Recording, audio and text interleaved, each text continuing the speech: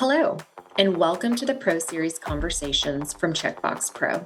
My name is Missy, and I'm the founder of CheckBox Pro, where we help school leaders become their most efficient and effective selves by matching them with ed-focused executive assistants.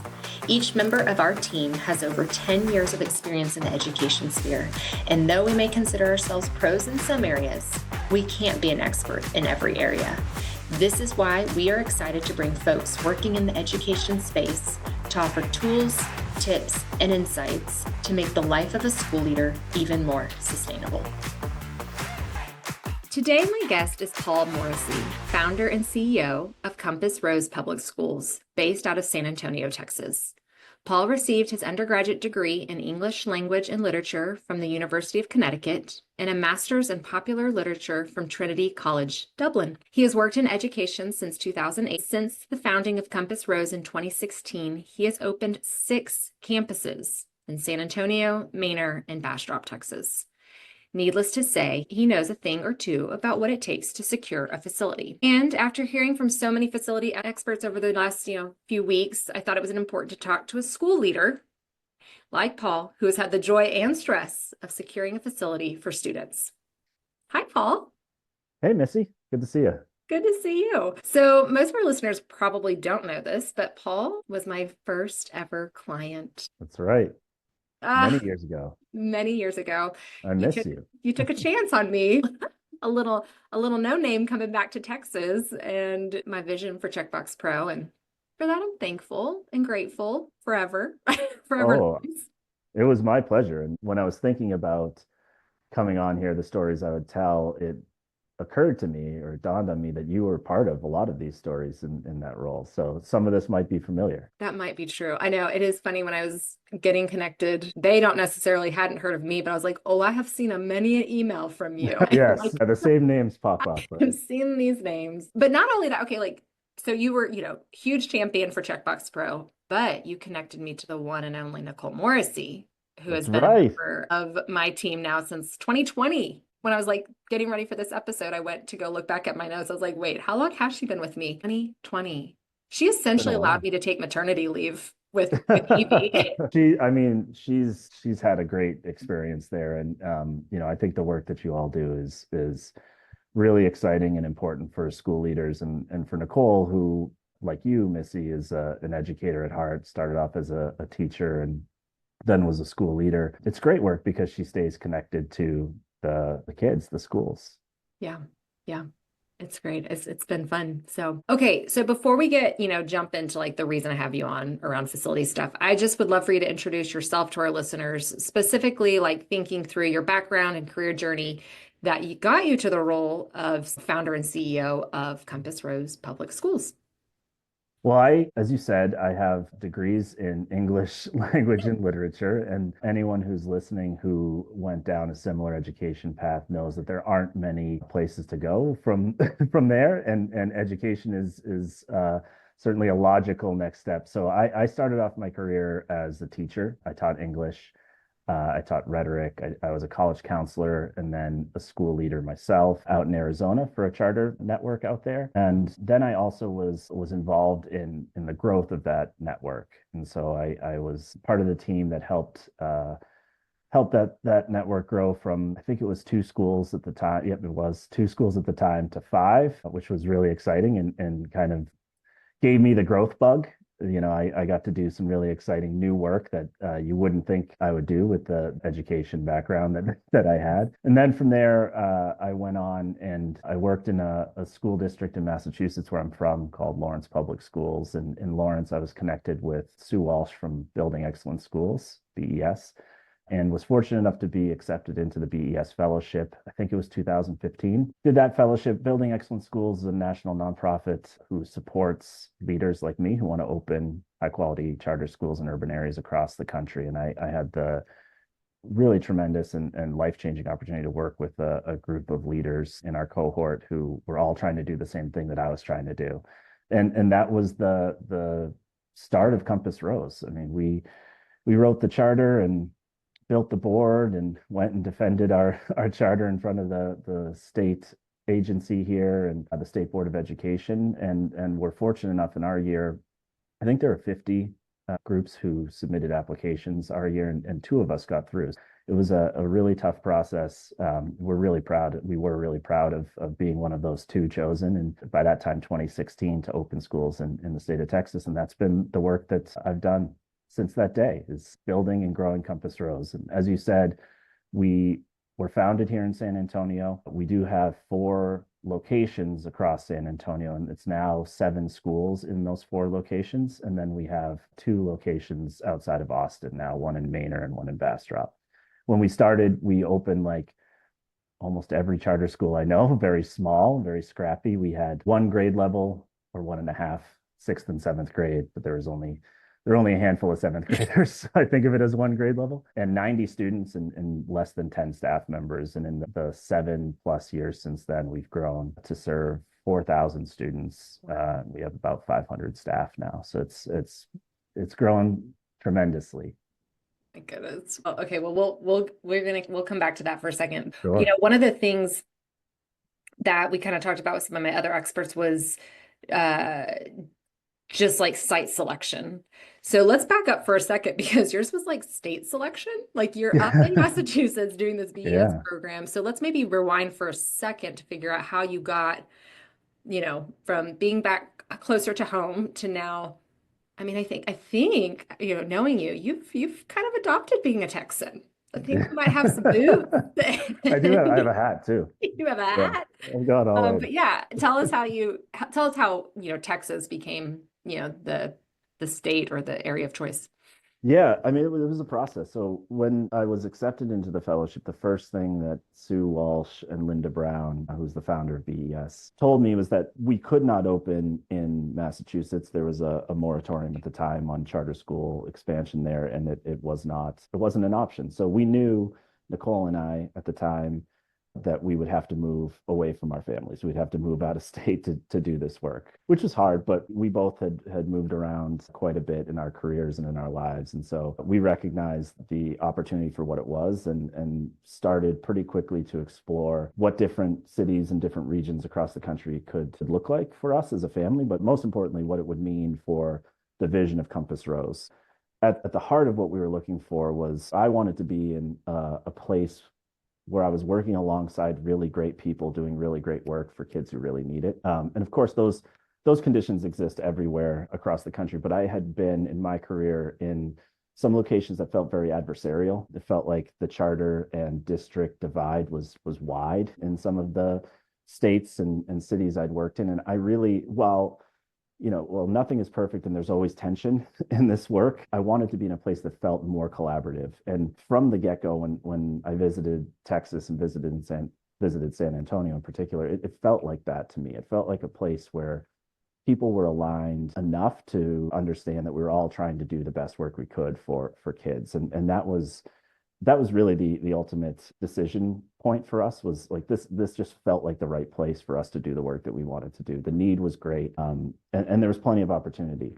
On top of that, as I said, in sort of my introduction to who I am, I really I wanted to scale. I wanted to grow to be more than one site.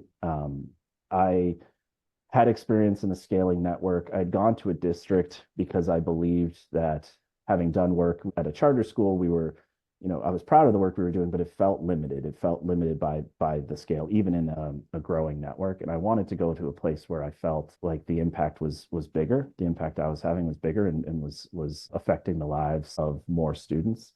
And I certainly got that moving to the district in Lawrence. There were a lot more students, and this is a city of great need educationally. It felt, while wide, it felt very shallow. And to me, when I was there, and I was only there a short time, it didn't feel like there was enough momentum or enough political will, to really make significant change, and the change that I knew could be possible for kids. So that brought me back to Charter World, where the experiences I had were conversations that were very student-centered, student-oriented. And so when the BES opportunity presented itself, I jumped at it, because I wanted to be back in a place where I could make decisions that were primarily student-focused. And so that brings me back to the scale point. Texas allows for scaling of quality in a way that other states don't necessarily allow for. So we could, from the very start, project multiple campuses in our original charter application, which was really attractive to me. Having that sort of certainty that, when we were approved, we could open not just one campus and then go back 6 years later and try again, but we could open three campuses over the first however many years of the charter contract. That was really attractive to me because it set that target from the start. It said, hey, we're going to try to get this right now so that we can be great for the kids here, and then we can be great for the kids in two other areas. And so that was another huge factor in our decision to come to Texas. And like you said, we have adopted Texas. When I first got here, actually it was during the capacity interview with TEA and the State Board of Education. I can't remember who it was, but one of the members of the state board or the Texas Education Agency said to me, they knew I was coming from out of state, and they said, Mr. Morrissey, there's an old saying, you don't move into Texas, Texas moves into you. And I laughed and I gave some candor. So like, oh yeah, I felt that already. But the truth is it took a little while, but we really have fallen in love with the city of San Antonio, Central Texas as a region and the state, and are really proud and happy to be doing the work here. Love it. Texas does. They They get get their yeah, claws in you. that's right. They That's do. right. Can't leave, even with their terrible summers, but you Or you don't leave and have to come shovel back. snow. Yeah, or you leave and come back, You Missy. do that, like, right, which is what I did. Like, left for a decade. I was like, all right, here we go. Back at it, back at Yeah. it. Okay, so you'd mentioned, right, which I mean, I guess I kind of knew this about you from, because I'm trying to think where I started working with you in 2019. So you were in the school's Was second this year? at 2018, 2019? It was either the end of the second year or the beginning of the third Yeah. year. Okay. So you always expected to scale, like to be big. Because when I hear those numbers of like you started with however many kids and 10 staff members, and now you're at 4,000 students and would you say 500 staff members? Yeah. It's a lot bigger than it was when we were working together, that's for sure. Like, Yeah, I mean, to jump in and answer the question you haven't asked yet, we did expect to scale. We've moved quicker than we expected because conditions shifted. Um, right sort of at the beginning of our relationship, our working relationship, Missy, like, we obviously had the pandemic that happened. Yeah, that little thing. So when schools shut down in March of 2020 for the pandemic here in Texas, we were serving about 350 students at just that one initial campus. By the time we came back in August, and in Texas, we came back to school a lot earlier than other places around the country. But by the time we came back that August, we had 1,150 kids enrolled on two campuses. So just in the span of 4 months or whatever that is, 5 or 6, I'm an English major, so my math isn't great here, but just in that small amount of time between the start of the pandemic shutdown and when we came back in August, we added a net of 800 kids. And growth was planned, but that level of growth was a response to what my team saw as, and I will credit my team for seeing around that corner before I did. In some of our first conversations, we were talking about, and I think a lot of schools were, we were talking about this as a short-term pause, right? Like, okay, we're out of school, there's something happening, we don't really know what it is, but we have to shut down, we have to pivot and figure out what we're going to do for the next couple months. And that was my mindset. But really early on, team members said, hey, Paul, this is not going to be short term. Like, they've just shut down school across the country. Like, that's huge. And there's really no putting that cat back in the bag or that genie back in the bottle, whatever you want to say.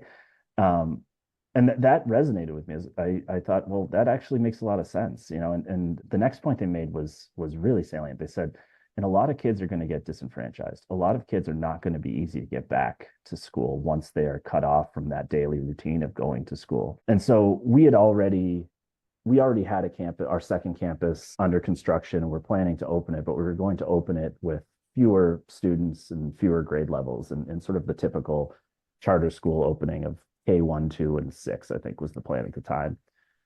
After having those conversations with the team, though, we pivoted and said, hey, we just need to bring in as many kids as we can, right? We need to be the place that kids go to. One, because they need a place to go to, and two, frankly, because it's an opportunity for us. Like we have to sort of plow through this thing and make sure that we can come out the other side a stronger, more stable organization than how we went into the pandemic.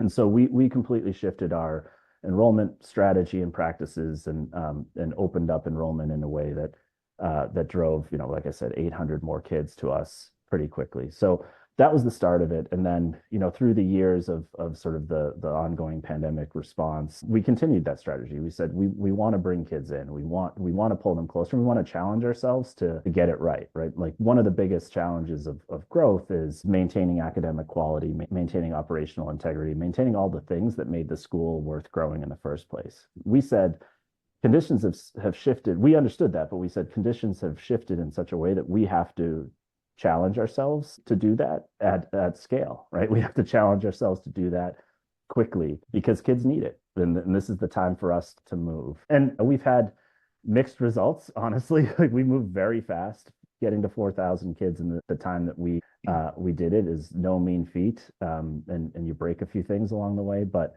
I'm still very proud of the work that we've done and excited about what that set us up for and who we can be and who I know we will be as an organization in the future. Yeah, that's extreme growth so fast. So let's flash back to, because you started your first facility, pre-pandemic. I like how that's like the marker for life now. But okay, so first campus opening that versus your fourth, fifth, sixth, seventh your locations now. Talk to us maybe about that first journey and maybe I know it's hard to go back to the time where you did not have all the information, but go back for a second and what did it look like to try to embark on, securing a facility for the first time, as a school leader? We've done 10 or so financing facility events at this point. So we've had a lot of practice at it, but each one is its own journey. Each opportunity, each project, each deal is a journey. It's never easy. There are always unexpected challenges, no matter how often you do it. But the first is special for sure. So journeying all the way back to those first days, we were really late to get a facility, actually. It took a long time. So we were, from the very beginning of my fellowship with BES, I was looking at property across the city, trying to figure out where we could land. And some of that was good, a lot of dead ends. But as after we were authorized, I figured things would accelerate. We'd be able to figure this out really quickly. And by October, latest November, we'd know where we're going to be so that we could start recruiting students, we could start planning for the year. Well, fast forward even more, and it got to March, March before we were going to open. So again, a March time marker with an August opening, and we still didn't have a facility. And I was pretty desperate at that point. In my mind, you need the building, because how can I sell people on this concept if I can't even show them where their kids will be going to school? Yeah. Luckily, right around March, an opportunity popped up with a building that originally it is on a decommissioned Air Force base on the south side of San Antonio, location that's been transitioned into work, learn, live, play. And they had the old base exchange, which is like the Walmart of the base. They had the old base exchange that had been at one point converted into a school. And so there were classrooms in it. These were not beautifully designed classrooms. They were just walls thrown up. It seemed kind of willy-nilly throughout, but it was a school building for all intents and purposes. There were no windows in it. There was one window, and that was at the front. So none of the classrooms had natural light, but there were walls in roughly the size we needed for classrooms. So I was all in. I said, we have to do this. We have to get this done. I had been connected to, and I know we're going to talk about the team that goes into securing a facility. I'd been connected to a realtor early on named Lisa French, who at the time was with JLL and is now with Savills. And Lisa is a trooper. She, from the start, was sending me opportunities and talking through the program I had in mind, really trying to align on what we were looking for, where we wanted to be, et cetera. And she had gone on that, of course, on this journey of dead ends with me along the way. So when this opportunity popped up, the first person I talked to was Lisa. I said, Lisa, we need this building. It's this or nothing. It's this or we just don't open. I don't remember the exact logistics of how we got to this point, but there was a call. We were getting close. We were getting really close on a deal, and I was like chomping at the bit to get it done. I remember being on a call with Lisa and the other side, their realtor and the CEO of the development organization that now runs the big former base. And again, can't remember exactly the details because it's been so long now. But there was one point that they were trying to make, and they were trying to get us to concede on something. And Lisa was pushing back. And she was like, nope, we're not going to. We're not going to. And to me, I was like, this is a phone call. This was pre-Zoom, right? Like, or pre-wide use of Zoom. So I couldn't see any faces. And I'm like, I remember, as you probably know, Missy, I walk around when I talk on the Uh-huh. phone a lot and just like Yeah. constantly circling. I remember just pacing around wherever I was. It definitely wasn't an office at the time. I was officing out of my garage in true startup form, but it was somewhere outside. I remember pacing around and just freaking out, sweating, like what are we doing? Are we going to lose this deal on this silly point? And so eventually, I had had enough, and I chimed in for the first time in this conversation. I chimed in and said, listen, we want this building. We want this building no matter what. We'll figure it out. Like, I get you, I hear you. We want this building. I just want you to know that. And then I went back on mute and I was like, okay, that was good. I got my point across. Fast forward a little bit, and the conversation comes to an end. We did not come to any sort of conclusion on the issue, the point that I chimed in on. But at the end of the call, Lisa said, "Hey, Paul, can you hang on the line for a second?" And I thought, "Oh, what's this?" And everyone else got off. And Lisa called me to the principal's office basically and said, "Paul, I love you." In just the way, I don't know if you know Lisa French, but just the way that Lisa did that, she said, "Paul, I love you, but you need to shut up. Like, I am doing work for you. You have to trust me to do my job in that space." And I recognize through her direct and kind, but direct conversation, like I undermined her, and I made that deal a little bit worse for us when we could have gotten the point conceded in our favor at some point. And it was a really important learning opportunity for me, and I genuinely appreciate Lisa pushing back on that way and just telling me like what my place was. Basically, I was there just to listen, and I've taken that to heart, and that's been my approach since then, is to let sort of experts do their work, to ask the right questions, but to let experts do their work in the spaces where I'm not the expert. Yeah, that is one pervasive theme that I've gotten from all of my conversations with these experts is like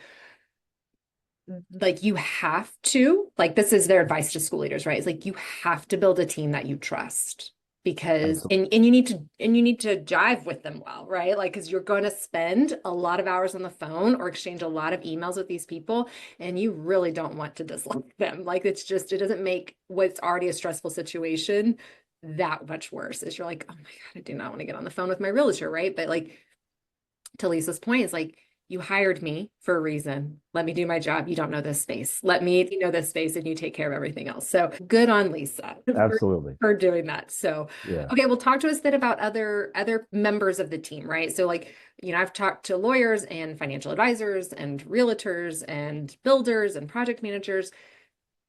Have all of those team members been part of your facilities team for every facility project? Did you kind of make some mistakes early on by maybe not involving, a particular team member in some of those earlier stages of like just because you might not have known you needed like how helpful a project manager might have been, and now you're like, oh, how did I ever do a facility project without it? So, just what made them valuable for you and help you make the process that much easier. First of all, I've really enjoyed this series, Missy, because it's been a great behind the scenes look at how the sausage is made, so to speak. And I have worked with all of those partners that you just mentioned. And in fact, I've worked with most of the specific people that you've spoken to through this series. And to hear them give insight from their perspective to school leaders has been really valuable for me. And so I appreciate you putting this series together, and I'm pleased to be part of it. But yeah, we have put together a team that I'm proud of. And the advice that you've heard from folks through this series is spot on. You have to, as a school leader, you have to build a team that you can trust and a team that you enjoy working with. It's really, really important. But beyond that, your team also has to be very mission aligned. They have to understand who you are as an organization and what your vision is as a school and school leader in order to execute on that vision for you. So, just to run down the list here, we've worked with realtors on every deal that we've done. And in fact, we've worked with Lisa herself on all of our deals. And Lisa is one of many realtors in the charter space, but that connection, the mission fit and the fit with me as a leader has been really strong. And so that's a relationship that we have leveraged over and over again over the last 8 years. And what I think realtors need to be creative and mission aligned. They can't just be out to close a deal, right? Like your realtor needs to know what the value is for the school in a particular opportunity. And they need to know when that opportunity, while they could get it across the finish line, is not worth it and wouldn't be setting the school up for success. So when you're thinking about a realtor, having that conversation early on and sort of probing them for their mission fit, I think is really important. Not just their mission fit to serving schools and charter schools, because again, there are a lot of players in that arena, but their mission fit for you as a leader and for your organization is key, because they're the ones who are going to be the gatekeepers to all the opportunities, and they're the ones who are going to be able to sort of pull out of opportunities when they're just not right, even though, like I said, they could get those over the finish line. The next important piece of the puzzle or member of the team for us has been someone who sits a little bit outside of the typical structure here, but we've used a consultant who's acted as our external chief of real estate from very early on. Now, they weren't in on the first deal that we did, the one that I just described to you, but ever since then, actually, they've been partners with us. And the group that we work with is called Level Field Partners. A partner there named Tyler Bear has been our contact from day one. And so now, having worked with them for 6 or 7 years, Tyler and I have built a really strong connection where I think he understands the organization in a way that many other folks can't, because he's sitting down with me, talking through our vision, talking through our plans, thinking about the future while also looking at the present with a critical eye. Many folks in that space come from the operator's side. So Tyler had been at a charter school in California before joining Level Field. So he understands what it means to be an operator. He understands what we're dealing with on a day-to-day basis, and can also guide us in a way that others who haven't been on the operator side cannot. So they've been really important. One huge aspect of that is they have fiduciary responsibility to the school. So really their job is to position the school for success no matter what. He as in his role, he really does take on that external chief of real estate position. And so he's sort of managing all of these other external partners and helping us through from site selection, working with the realtor, to negotiating the deal, to working alongside the project managers as the building is getting built. He is our point of contact there, so that we don't have to staff that position, which is something that often charter schools can't do, or use an inordinate amount of staff time from other places to do that work. So that's been a huge and critical partner for us. Next, there's the financial advisors. So we use Masterson Advisors as our financial advisors. You talked to Drew just recently, who's amazing. And financial advisors are there to support the organization's understanding of the financial picture, just as the title would suggest. So they are the ones who can tell you what kind of deal you can do. They can tell you how much debt you can take on. They can tell you whether you should be looking at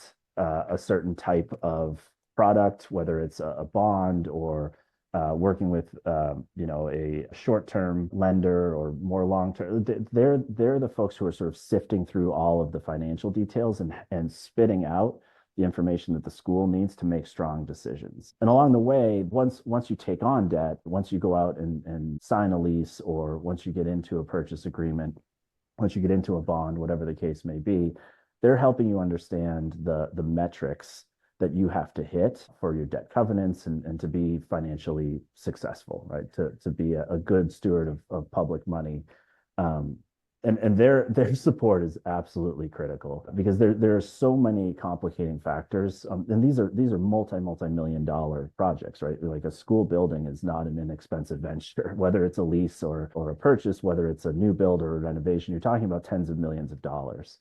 And financial advisors are there to make sure that the management and the leaders really are making prudent choices, or making decisions that will impact positively the kids that you have now, and most importantly, the kids you have in the future. One of the things that I've learned over time is disproportionately, we being school leaders, school people, disproportionately weigh the outcomes for the kids that you have now. And by doing that, you disadvantage the outcomes for the kids you have in the future. Financial advisors are there to show you the path to improving outcomes for all of your students, both your current students and the thousands of students you're going to serve in the future. They're a critical part of the team. Attorneys, I laugh with our attorneys that I don't really know what they do. They just do a lot of lawyering, but obviously they're critical. They're the real estate attorneys and bond counsel. Your real estate attorneys will negotiate the lease from the real estate side. They'll negotiate the purchase. They'll make sure that you're getting a fair deal and that you're not getting taken advantage of along the way. And then your bond counsel at the same time is negotiating the documents, right? The debt that you're about to take on to make sure that we have a dominant understanding of what that means for the financial future of the organization, and that again, we have every advantage we can have in the process. It does often feel as an operator like, we come to these conversations as the people with the least knowledge, right? We're furthest from that space in the day to day because there's so much that we're doing, and that is not our area of expertise.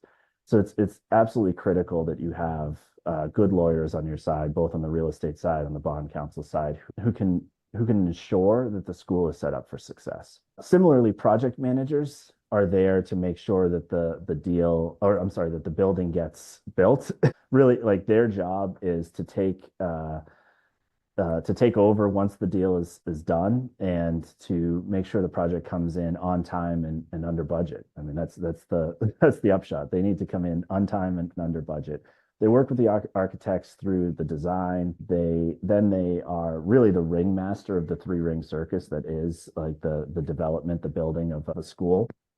They pull in contractors, subcontractors. They manage the drawdowns, making sure everyone gets paid. It's a really intensive process, but they're there to make sure that the school can open on time. And when you're working with project managers, I think it's absolutely critical to choose a project manager that has done charter school work before, because every single facility that we have built or renovated, and we've done all sorts of different types of facilities at this point, but every single project has come up against time crunches. Everyone, you remember, Missy, every single one feels like the last week and everyone's pulling out their hair. We're all losing our minds. And that's typical, right? In construction. Construction timelines always get blown up and things get pushed out. And it's okay if you're building an office space, if you miss by a week or 2 weeks or a month even. But it's not okay if kids are showing up on August 17th for you to have a facility that's half done or that's not finished. Project managers who've worked with charter schools in particular, charter schools before, understand that time sensitivity and can manage to that. And while we have had some slippage, we've never had major slippage working with the project managers we've worked with. The one that we work with the most at this point is PMSI, Project Management Services Inc., I think. Solutions. Oh, no. It's one of those. PMSI is what we call them. Look that up. Be so disappointed in me. We'll just edit that out. Yeah, PMSI has been a critical partner and just like incredibly good at what they do. And we've been really pleased with that relationship. And then on the other side, you have other folks involved. So you mentioned developers. Developers are really, they sit in this sort of interesting in-between space where a developer is often purchasing the land, building the building, and then leasing that building to the school until the school can purchase the building from the developer. That's kind of the easiest way to describe it. They play a really instrumental role for schools at certain points in organization growth, but they're then acting as both the project manager building the project itself, and then also as the lenders. So they're sort of like in sort of an in-between space there. We've worked with great developers like Building Hope, and there are others in the space, CSDC and others have been really successful in this very specific area of charter school development. But they're kind of, like I said, in the in between. They're working with the school, but also like they are, you're paying them eventually for use of the school and eventually want to buy it from them. And then finally, you have lenders, and lenders are the bank, right? They're the ones that you're going to and asking for money. We're lucky in our space that there are a lot of mission aligned lenders doing this work. They're both nonprofit, for profit lenders, but many lenders who have a very specific niche in charter schools. And so often we're talking to lenders who at least understand the mission and are aligned and want to do what's right to ensure that schools are successful. And we've had the pleasure of working with really, really great lenders like Blue Hub, which is a CDFI, Civic Builders. We've worked with EFF and lots of others over time to ensure that each of our facilities is the right facility for our students, and that each of the deals are layering on top of each other to make sure that we're in the best possible position we can be as a school. So advice on lenders in particular: seek out those mission aligned lenders.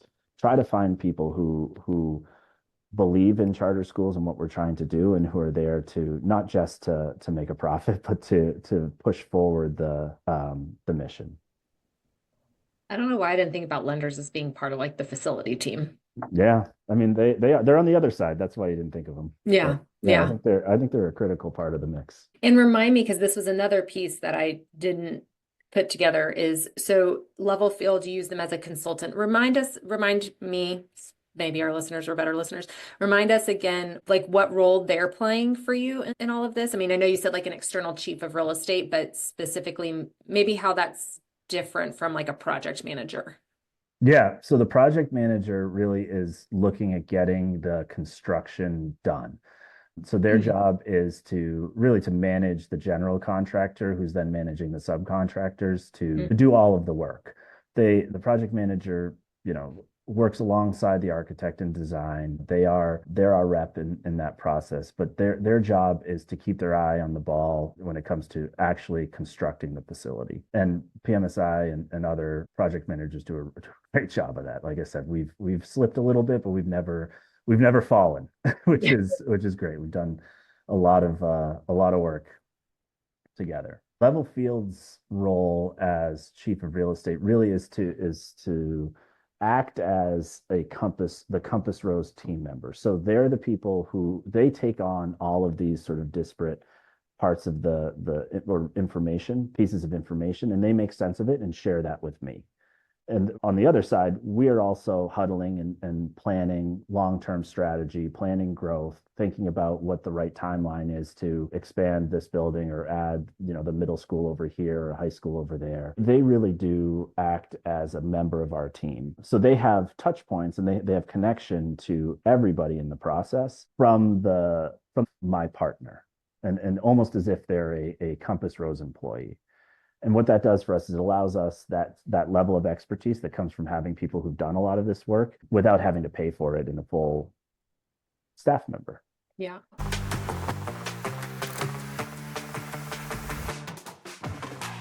Hey everyone, exciting news. CheckBox Pro has just launched a 10-month pilot with a group of principals from one of the top CMOs in the country, Uplift Education.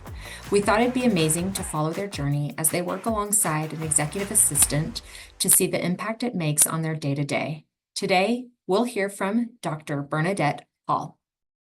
What specific tasks or responsibilities have you been able to delegate effectively? Well, one of the things that I think is really important as a campus is to have a good communication process. So I spend hours and hours and hours and hours on family newsletters, on the staff newsletter, and to just get some support with that has been amazing. I've been able to get help with data compilation, which I love to look at data, but if I can have someone pull it for me, it just saves me that amount of time. Sometimes just not being interrupted to pull it out of all these various areas, sometimes I just don't get to it as often as I want to because it takes that time to sit down and pull it. So the data compilation has been huge. The support for the communication piece has been huge. And those have been my two biggest asks. I did want help with the credit card, but it just forced me to do it myself. Maybe one day I would like to get better at getting things ordered. Sometimes that whole ordering pipeline just slows things down. And one, I want teachers to have the materials they need in a timely manner. If I could do it myself, I would. And I also want kids to have items to be incentivized, and kids have to be rewarded often, and teachers too, for that matter. So the things that I ask for are because I want people to stay happy and incentivized and feel like there's a good flow, and just having that extra person doing the things that I can't get done without being interrupted has been fabulous. Okay, now back to our conversation. Paul, so you've grown substantially. Yeah. Are you good with where you're at? Do you see Compass Rose growing beyond the campuses that you currently have in place? That's a great question. So we want to grow as quickly as quality and need allow. We know that there are a lot of kids in Central Texas that need great schools, and we believe that we're a great option for those kids. But one of the critical markers for us is going to be to make sure that we are channeling as much of our revenue into learner-centered expenses as possible. So as we grow, we're building facilities, and we haven't quite filled those facilities yet because we're still, while we enroll more than what a lot of charter schools do, and in the first couple of years, we enroll fully pre-K through 6. Some schools just do 1 or 2 grade levels at a time.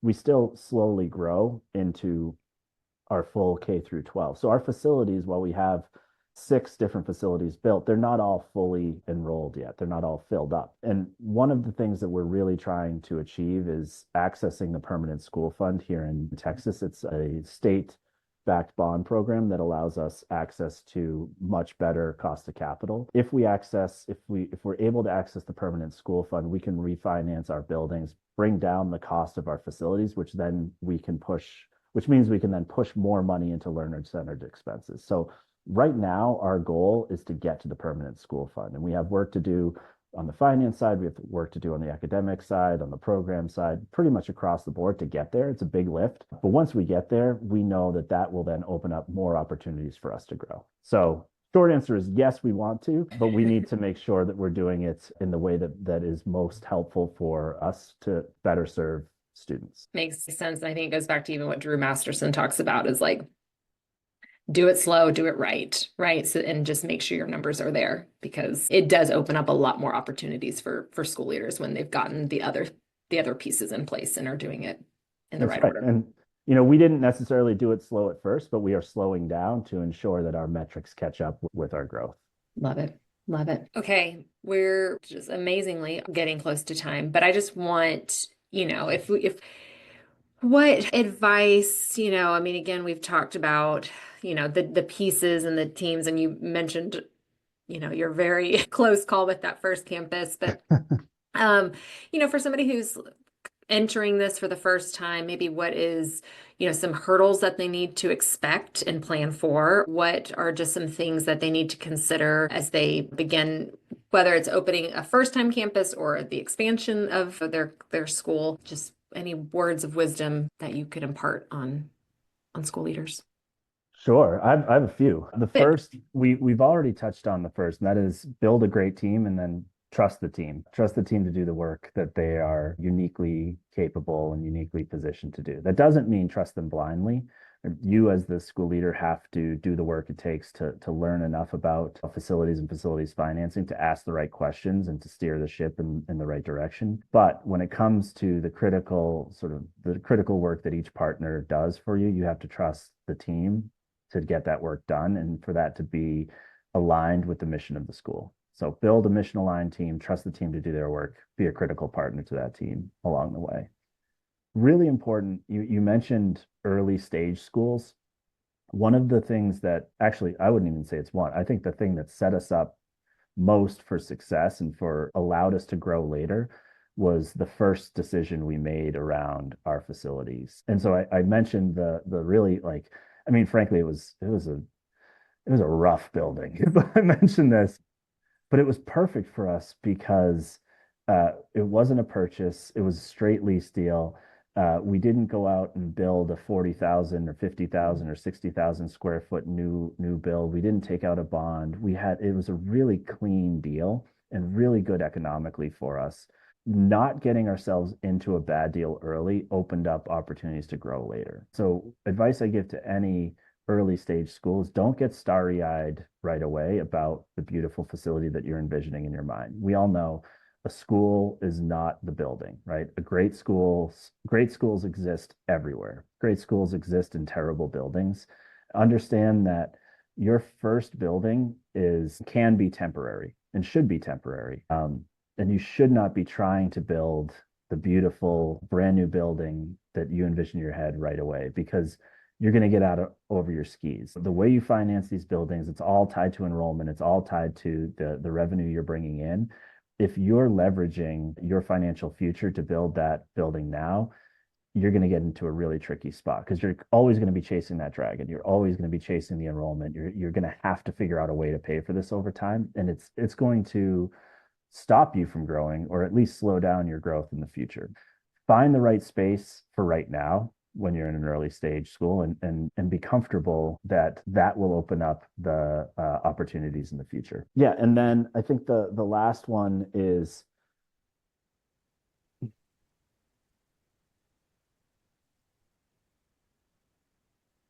I lost how I was going to say this. The last one is, like, do your homework. So I did touch on this a little bit before, but it's really important, I think, to stamp that many of us as school leaders, and then eventually organization leaders, come into this work from the classroom, right? Like our first job in education is often as a teacher, and we've grown, like the typical growth of a school or network leader is, you go from a teacher to a leader, then you're founding your own thing, and then that thing is growing. At some point, pretty quickly in the growth of an organization, your role shifts as the CEO. Like, your role shifts from being the academic guru, the instructional leader, to operations and finance heavy work. In order to do that successfully, you have to be humble. You have to recognize and be able to come to grips with what you don't know, and you have to do the work to learn that as best you can. Because these are, like I said before, these are really complicated deals. There's a lot of money, and this is it is the future of your organization at stake anytime you go into a facilities deal. So doing your homework as the organization leader, learning enough about it that you can ask the critical questions of your team, is a really important part of the puzzle. It's got to be the most overwhelming, because again, it goes back to, like, you don't know what you don't know. It Like, is, but it's also, I mean, honestly, it's also really fun. I mean, I think, I imagine that another trait of school leaders, a common trait of school leaders, is we love to learn, right? That's why we're in this business. And there's so much to learn when it comes to facilities and facilities finance. It seems endless.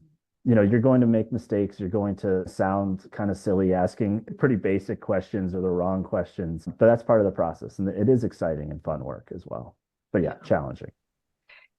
Yeah, I think about, let me see if I can make this connection really quickly. So oftentimes boards struggle, right, with oversight versus like managing, and like there's this micromanaging piece of things, as opposed to the role really should be like you're trusting your leaders to run your school, right? In the same ways, like, you as leaders now in these facility spaces, if you try to micromanage every step of the process, you really won't get that school opened on time, because you're going to be the holdup, because you're like, there's no way you could possibly acquire all the knowledge necessary. Now, the questions you're asking on your fourth, fifth, sixth campus are very different than the ones you're asking year one, and not as many, which is great. But yeah, there's no way you could be an expert, especially, like, even you mentioned the landscape changes. Like, that was one of the things I mentioned, that several of my experts were talking about, is like, opening a school even 5 years ago, right, looks very different than opening schools now. Like,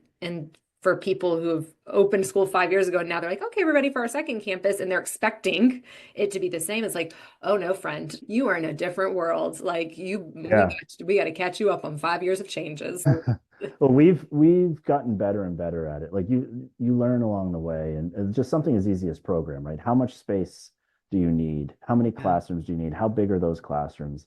I mean, when we did our first redevelopment of a space, the first facility outside of that original facility that I talked about that we just moved right into, our classrooms were huge. And I remember getting pushback from PMSI or others, or maybe it was Level Field. Someone was telling us, hey, these feel big. Do you really need classrooms this size? I was like, well, if it looks like it fits, we can do it, et cetera. But then, in flash forward when we're actually operating the space, like, oh, we could have actually used some of this space a little bit. We could have had more storage. We didn't need 1,000 square foot classrooms or whatever the size, 850 square foot classrooms. And you learn, and each project we've done has gotten better and better to the point where like the newer versions of the same program just feel better. They feel like they work a little bit more. That's been a process that we've undergone. And you mentioned the shifting conditions. I mean, that's real. We were in the middle of a project to build the middle school the elementary school building that was on the same site as a renovation that we had done and that we had been operating out of for 3 or 4 years. So we were adding a facility to the same site of a renovated campus. That facility, like, it was beautiful. It was exactly what we wanted. We worked really hard with our great architect to design this beautiful building. It had a big gym with the bleachers and all of these features, a big shared cafeteria that sat in between the existing building and the new building, could be used by everybody. It was perfect.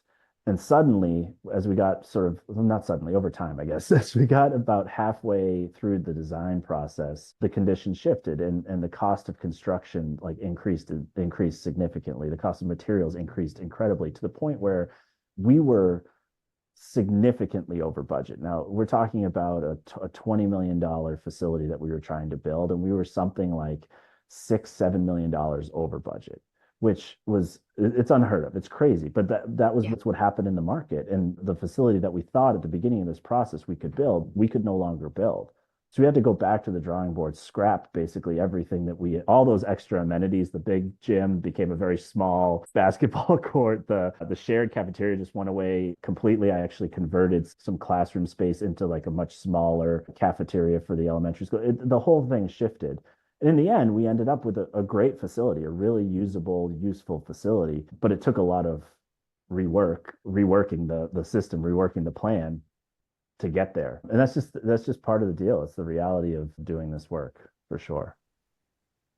Okay, we don't want to end on a sad note. So what's been the greatest joy? Well, that'll be one of my second to last question. What has been the greatest joy for you through this projects? Oh, that's a good one. There have been a lot. I mean, every ribbon cutting or every first day of school in a new building feels really great. I would say that the greatest joy, though, was when we launched our Destiny campus in Manor. And I mean the permanent site there. So Destiny and Manor, we started off in portables. So we had portables on one site while we were building the permanent elementary school across the street. And those portables were, that was a quick project that we threw up there just in time for, this is one of those really tight timelines coming down to the wire. In fact, they actually opened in a church down the road and then had to transition to the portables. So first year was wild. They had, 100 something students in portables, but they made the best of it. But then when we actually got them into the permanent facility the year after that, it was really rewarding because it was what seemed like the end of this long road through year one of like just imperfect space and having to sort of roll with the punches, and the team having to figure out how to operate the first couple weeks in a church basement, and then the rest of the year in these like really tight quarters in the portables. It felt like a huge win just to get them into this beautiful, big, shiny new building.